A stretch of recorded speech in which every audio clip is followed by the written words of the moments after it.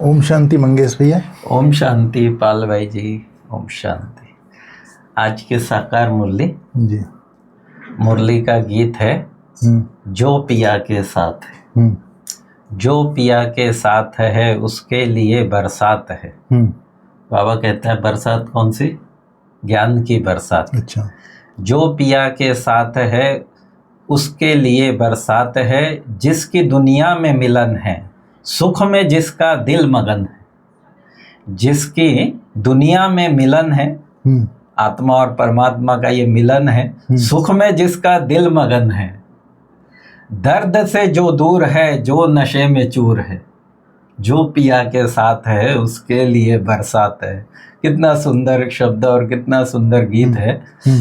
और बाबा कहता है जो पिया के साथ है, साथ की भी बरसात तो बाबा कहता है हमेशा ही है तुम्हारे लिए। साथ है माना याद है तो साथ है, स्थूल के साथ की बात नहीं। बाबा कहता है बाबा कहता है अगर मेरी याद में है तो तुम सदा ही साथ में हो।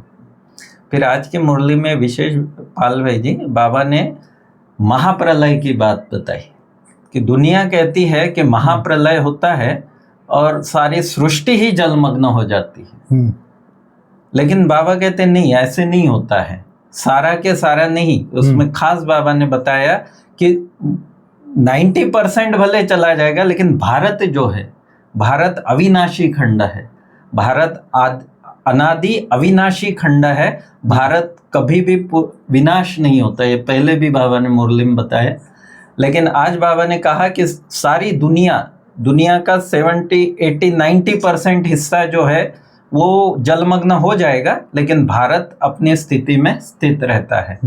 तो और महाप्रलय में आपको ये बताऊं कि शास्त्रों में दिखाया है कि मत्स्य अवतार, तो ये महाप्रलय की बात से बहुत सटीक बैठता है।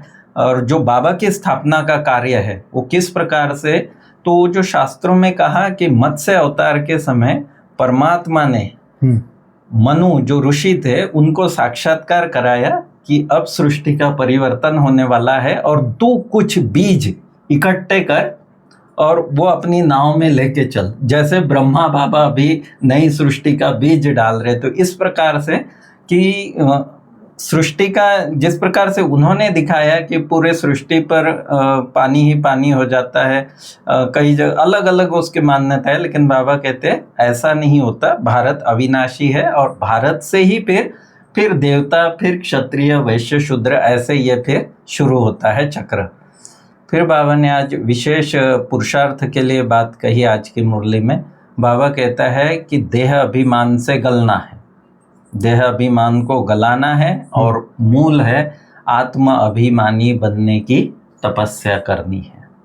फिर बाबा और मुरली में कहता है कि ये जो खेल है ना, ये सारा खेल ही भारत पे ही बना हुआ है। भारत के ही हार और जीत का खेल है, भारत के ही उत्थान और पतन का। बाकी तो सारी चक्र सारा ऑटोमेटिक ही घूम जाता है, लेकिन मूल इसका जो है वो भारत है। जैसे बाबा कहता है कि तुम ब्राह्मण भी मतलब तुम ब्राह्मणों की रात है तो सारी सृष्टि की रात है, तुम ब्राह्मणों का दिन है तो सारी सृष्टि का दिन है। तो ऐसे बाबा कहता है, आज बाबा ने खास कहा कि ये खेल सारा भारत पर है। फिर मुरली में और एक विशेष धारणा की बात जो ब्राह्मणों के लिए बहुत अत्यावश्यक हो जाती है कि बाबा कहता है अमृत वेले के महत्व को जानो।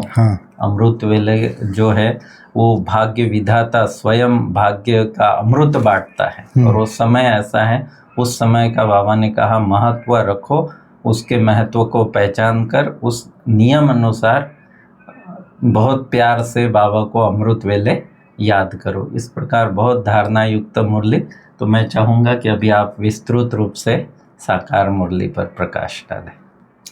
आज 2 जून 2025 है मंगेश भाई। हाँ जी। आज जैसे बाबा ने कहा मीठे बच्चे याद में रहो तो दूर होते भी साथ में हो। याद से साथ का भी अनुभव होता है और विकर्म भी विनाश होते हैं, बाबा ने कहा। याद बाबा ने भक्ति में याद शब्द नहीं था। हाँ, भक्ति में जाकर के पूजा पाठ करो, मंदिरों में जाओ, दर्शन करो, यही था। हाँ, उसके आगे जाकर के हाथ जोड़ो, प्रार्थना करो। हाँ, ये सारी बातें थी। लेकिन हम मांगते रहो कुछ। हमारा बाबा इतना सहज कर दिया, भले आप बैठे यहाँ हो, परमात्मा को मन बुद्धि से याद करो तो ऐसा है कि वो साथ में ही है। और याद से साथ का अनुभव होता है। बाबा कहता है ना, मेरा बाबा कहो और बाबा हाजिर हो जाता है, हुजूर हाजिर हो जाता है। तो साथ का अनुभव होता है और विकर्म विनाश भी होते हैं। बाबा ऐसा पावरफुल मैग्नेटिक है, जैसे पावर हाउस है, बस याद किया और उसकी शक्ति जो है आने लग जाती है। मतलब वंडरफुल चीज़ है, इस संसार से न्यारी और प्यारी चीज़ है। उसका हर चीज़ निराला है। उसको याद करो तो विकर्म विनाश होते हैं, याद करो तो साथ का अनुभव होता है, याद करो तो दूर होते भी साथ में है। कितनी वंडरफुल बात है। सारी मुरली का सार समाया हुआ है हेडिंग में। फिर बाबा ने आज बोला है, दूरदेशी बाप बच्चों को दूरानदेशी बनाने के लिए, दूरानदेशी अर्थात त्रिकालदर्शी, तीनों कालों को जानने वाला, दूर दूर तक जानने वाला, दूरानदेशी बनाने के लिए कौन सा ज्ञान देते हैं? आत्मा कैसे चक्र में भिन्न भिन्न वर्ण में आती है, ब्राह्मण, देवता, क्षत्रिय, वैश्य, शूद्र, इसका ज्ञान दूरानदेशी बाप ही देते हैं। तुम अभी जानते हो, बोलता है बाबा, ब्राह्मण वर्ण के हैं, इसके पहले जब ज्ञान नहीं था तो शूद्र वर्ण के थे, उसके पहले वैश्य थे, उसके पहले क्या थे? चंद्रवंशी थे, सूर्यवंशी थे, ब्राह्मण थे। दूर देश में रहने वाला बाप आकर यह दूरानदेशी बनने का सारा ज्ञान बच्चों को देते हैं। फिर बाबा ने कहा, जैसे गीत के बारे में आपने बताया, बहुत अच्छा विश्लेषण किया, तो ज्ञान सागर के साथ, जो ज्ञान सागर के साथ है, अर्थात जो ज्ञान सागर बाप को याद करते हैं, उनके लिए ज्ञान की बरसात है। तुम बाप के साथ हो, भल विलायत में हो, कहाँ भी हो, साथ हो, याद तो रखते हो ना। जो भी बच्चे याद में रहते हैं वो सदैव साथ में हैं। याद में रहने से साथ में रहते हैं, विकर्म विनाश होते हैं। फिर शुरू होता है विकर्माजीत संवत। बाबा बोलता है, फिर जब रावण राज्य होता है तब कहते हैं राजा विक्रम का संवत। वह विकर्माजीत, कौन सतयुग में है? विकर्माजीत। द्वापर से शुरू होता है विक्रमी। अभी तुम विकर्माजीत बन रहे हो, फिर तुम विक्रमी बन जाएंगे द्वापर से। इस समय सभी अति विकर्मी हैं, किसको भी अपने धर्म का पता नहीं, बाबा बोलता है। फिर बाबा ने कहा, देवताओं को पता होगा क्या देवी देवता धर्म है हमारा करके? बाबा बोलता है, वहाँ पता ही नहीं होता देवी देवता। यहाँ तो अलग अलग धर्म है, इसलिए यहाँ पर पहचान देने के लिए नाम रखा है, बाबा बोलता है। फिर बाबा ने कहा, अभी तुम जानते हो ऊंचे ते ऊंचा शिव बाबा है, उनकी पूजा क्यों की जाती है, अक आदि के फूल क्यों चढ़ाते हैं? वह तो निराकार है, कहते हैं नाम रूप से न्यारा है, परंतु नाम रूप से न्यारी चीज़ कोई होती नहीं, बाबा कहता है। तब क्या है?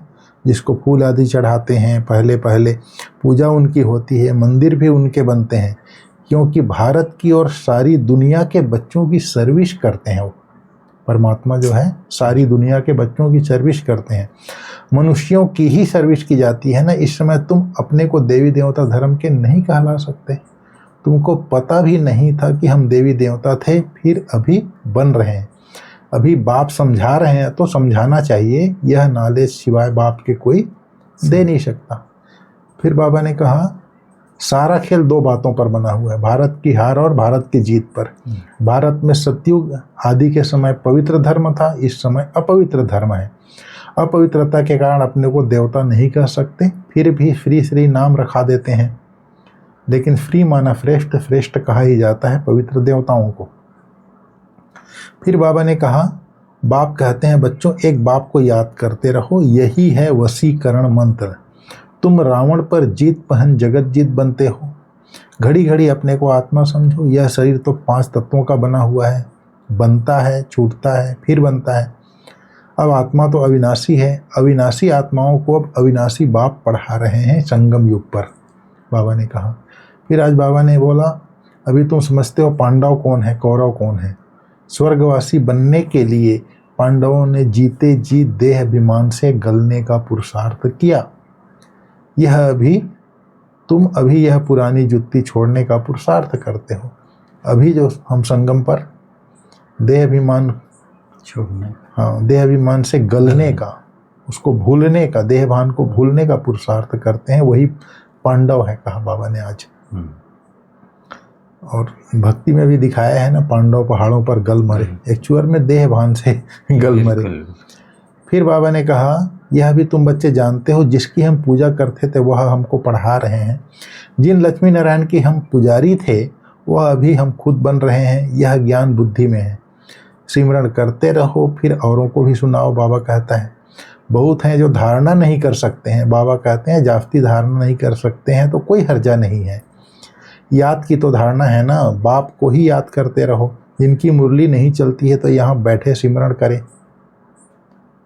यहाँ कोई बंधन झंझट आदि है नहीं, बाबा कहता है। फिर बाबा ने कहा वो लोग गीता आदि कंठ कर लेते हैं जो कथावाचक होते हैं। सिख लोग भी ग्रंथ कंठ कर लेते हैं। तुमको क्या कंठ करना है? बाबा कहता है बाप को। तुम कहते भी हो बाबा यह है बिल्कुल नई चीज़, यह एक ही समय है जबकि तुम अपने को आत्मा समझ एक बाप को याद करना है। हमारा है याद। वो लोग ग्रंथ को कंठ कर लेते हैं, गीता को कंठ कर लेते हैं। बाबा ने कहा 5000 वर्ष पहले भी सिखाया था और कोई की ताकत नहीं ऐसे समझा सके। ज्ञान सागर है ही एक बाप, दूसरा कोई हो ना सके। ज्ञान सागर बाप ही तुमको समझाते हैं। आजकल ऐसे भी बहुत निकले हैं जो कहते हैं हमने अवतार लिया है, इसलिए सच की स्थापना में कितने विघ्न पड़ते हैं। परंतु गाया हुआ है सच की नाव हिलेगी डुलेगी लेकिन डूबेगी भी नहीं। आजकल लोग कहते हैं ना हमारे अंदर भगवान आता है, हमारे अंदर कोई भगवान नहीं आता। बाबा ने आज कितनी अच्छी बात कही, याद में रहो तो भी साथ है। याद से ही साथ का अनुभव होता है। भगवान 24 घंटा बैठा थोड़ी रहेगा, तो कहता है सिर्फ मेरे को याद करो। लोग सोचते हैं कि यहाँ पर बैठा रहेगा उनके लिए, भगवान के पीछे घूम रहे यहाँ वहाँ भटक रहे हैं। तो इस तरह से बाबा ने आज कहा। फिर बाबा ने कहा तुम सच्चे सच्चे ब्राह्मण हो, तुम्हें भ्रमरी भी कहा जाता है। तुम कीड़ों को आप समान ब्राह्मणी बनाती हो। तुम्हें कहा जाता है कीड़े को ले आकर बैठ भू भू करो। भ्रमरी भू भू करती है, फिर कोई को तो पंख आ जाते हैं, कोई मर जाते हैं। मिसाल सब अभी के हैं। तुम लाडले बच्चे हो, बच्चों को नूरे रतन कहा जाता है। बाप कहते हैं नूरे रतन, तुमको अपना बनाया है तो तुम भी हमारे हुए ना। ऐसे बाप को जितना याद करेंगे पाप कट जाएंगे, और कोई को भी याद करने से पाप नहीं कटेंगे। तो इस तरह से बाबा ने आज बताया। फिर बाबा ने आज वरदान में बोला अमृत वेले के महत्व को जानकर खुले भंडार से अपनी झोली भरपूर करने वाले तकदीरवान भाव। बाबा हमारी टीचर्स बहने राजयोगा टीचर्स लोग बताते हैं ना, भगवान तुम्हारे लिए खाली बैठा है क्या? बोले भगवान हमारे लिए ही बैठा है खाली, अमृत वेले खजाना खोल के जितना चाहो ले लो। बाबा ने कहा अमृत वेले के महत्व को जानकर खुले भंडार से अपनी झोली भरपूर करने वाले तकदीरवान भाव। अमृत वेले वरदाता भाग्य विधाता से जो तकदीर की रेखा खिंचवाना चाहो खिंचवा लो, क्योंकि उस समय भोले भगवान के रूप में लौ फूल है। इसलिए मालिक बनो और अधिकार लो। खजाने पर कोई भी ताला चाबी नहीं है। उस समय सिर्फ माया के बहानेबाजी को छोड़ एक संकल्प करो कि जो भी हूँ जैसी भी हूँ आपकी हूँ। मन बुद्धि बाप के हवाले कर तख्त नसीन बन जाओ तो बाप के सर्व खजाने अपने खजाने अनुभव होंगे। फिर स्लोगन में आज बाबा ने कहा सेवा में यदि स्वार्थ मिक्स है तो सफलता भी मिक्स हो जाएगी, इसलिए निस्वार्थ सेवाधारी बनो।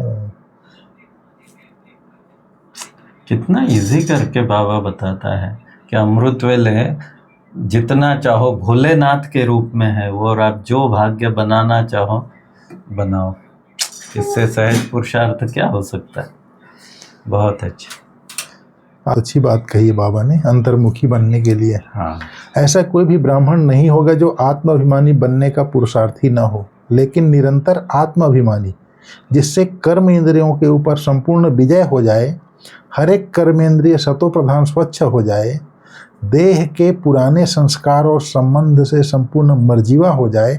इसके लिए अंतर्मुखी बनो। इस पुरुषार्थ से ही नंबर बनेंगे। बाबा बोलते अंतर्मुखता की कितनी बड़ी विशेषता है, कितने फायदे हैं। ठीक है मंगेश भैया, ओम शांति।